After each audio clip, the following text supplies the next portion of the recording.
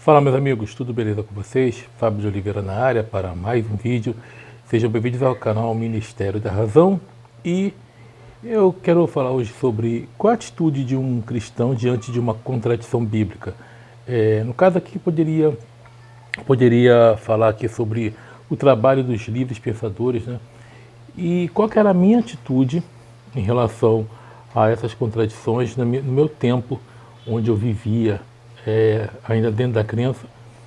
E hoje, qual que é a minha atitude? Bom, muitas pessoas falam assim, é inútil porque a pessoa vai continuar acreditando, a pessoa vai continuar com a sua fé, e então não tem necessidade, não tem serventia nenhuma. Porém, você tem que entender uma coisa, quando falamos de pessoas racionais, de pessoas que têm um mínimo de inteligência, a pessoa ela vai buscar evidências, mesmo dentro da fé, entendeu? Então, assim, minha atitude a princípio, quando eu via algumas pessoas mostrando as contradições, eu morria de raiva, achava que essa pessoa ou ela estava com demônio, achava que essa pessoa era sendo influenciada pelo diabo, e ficava orando pela pessoa. Minha atitude era, a primeira coisa era, vou orar por essa pessoa para Deus libertar, entendeu? E depois eu fui olhando, fui observando, até que eu parei de ler, parei de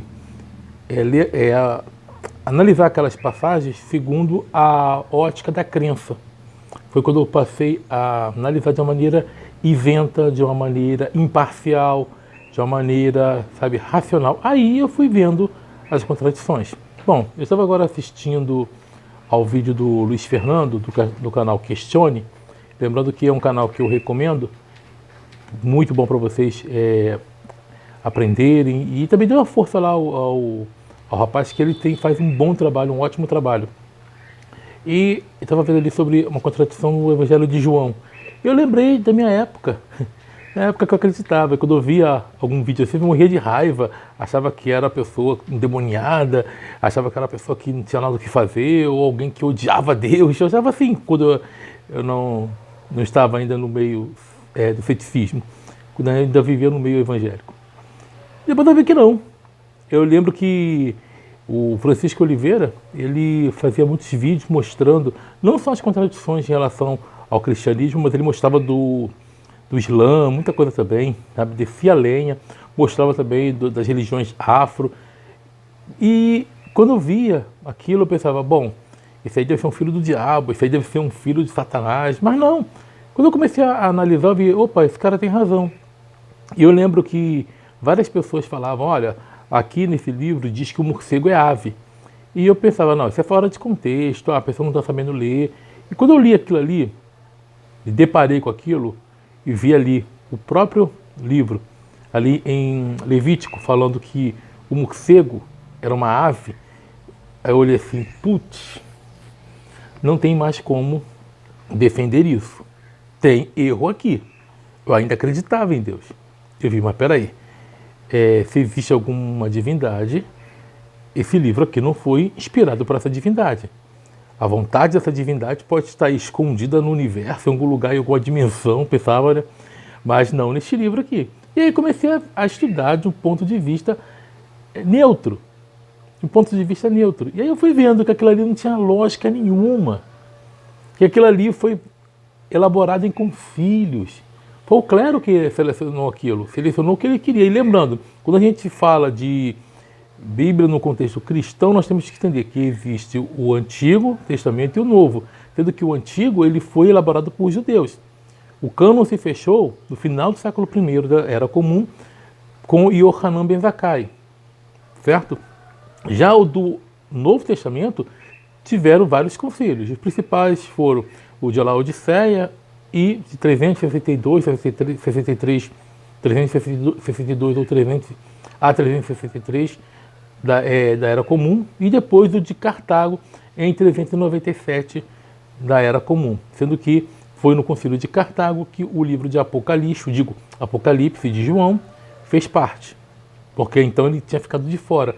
Outras epístolas também ficaram, algumas epístolas ficaram, o livro de João tinha ficado, ou melhor, o Apocalipse de João tinha ficado de fora.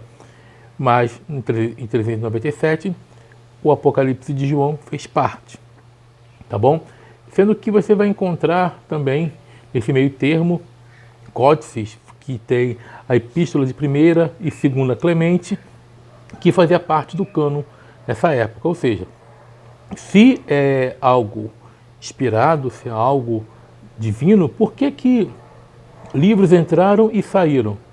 Então nós sabemos disso. Agora, voltando ao contexto, então quando a gente vê o seguinte, que temos Antigo e Novo Testamento, temos que entender o seguinte, que isso foi feito por líderes que selecionaram aquilo que eles acharam que era certo, ortodoxo, inspirado, divino e santo.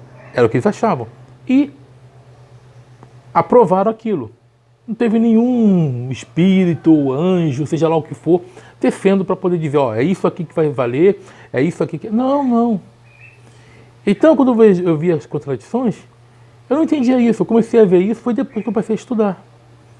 Infelizmente, eu fiz teologia, mas é uma teologia devocional ou denominacional, que é o pior tipo que existe.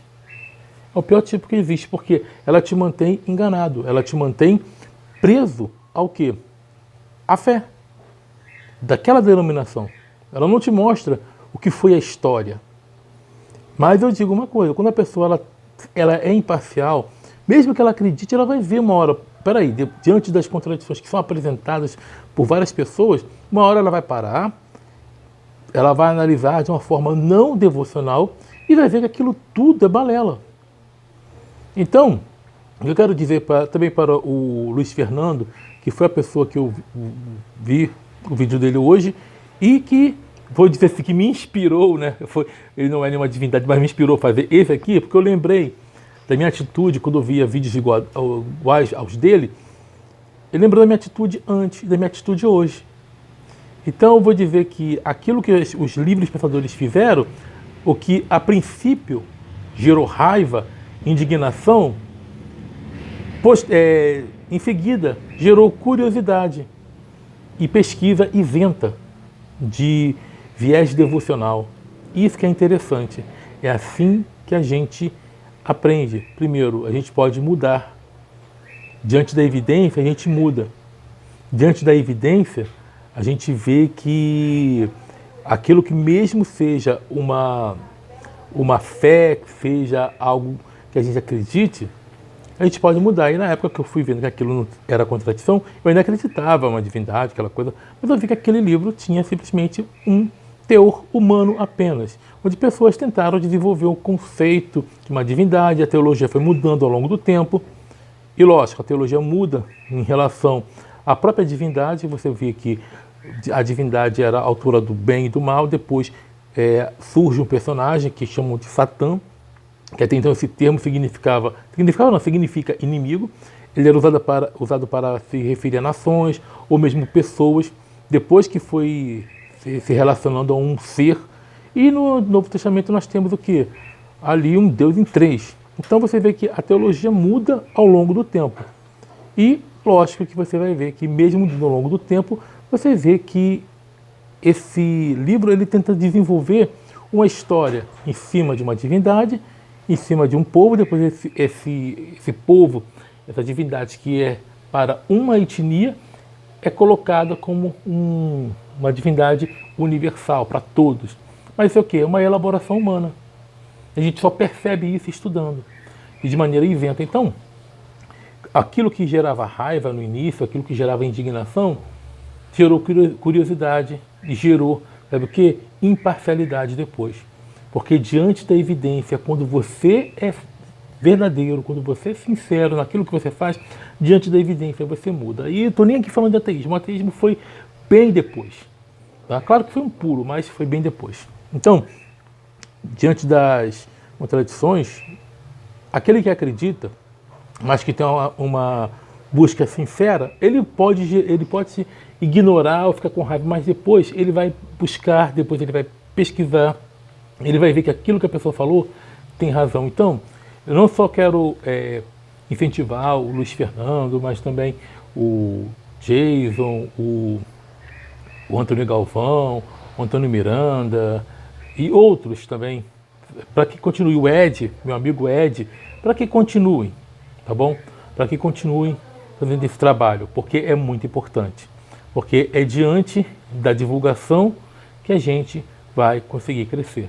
Agora, claro que existem outras maneiras também. Não basta apenas a gente trabalhar, nós precisamos também de recursos e peço para vocês ajudarem esses canais e ajudarem aqui também. Estou chegando ao final, como eu sempre falo, faça parte do clube de membros, deixe o superchat, super stick nas lives e estreias. Também peço para que você também tenha o botão de Valeu Demais. Tem também aí o Apoia-se. E caso você não possa ajudar dessas maneiras que eu falei do superchat, clube de membros, tem também aí o Pix fabio.deoliveira2011 @gmail.com e fabio.deoliveira2099 @gmail.com. É isso, estamos juntos pela propagação do conhecimento. Sucesso a todos e ó, tchau, tchau.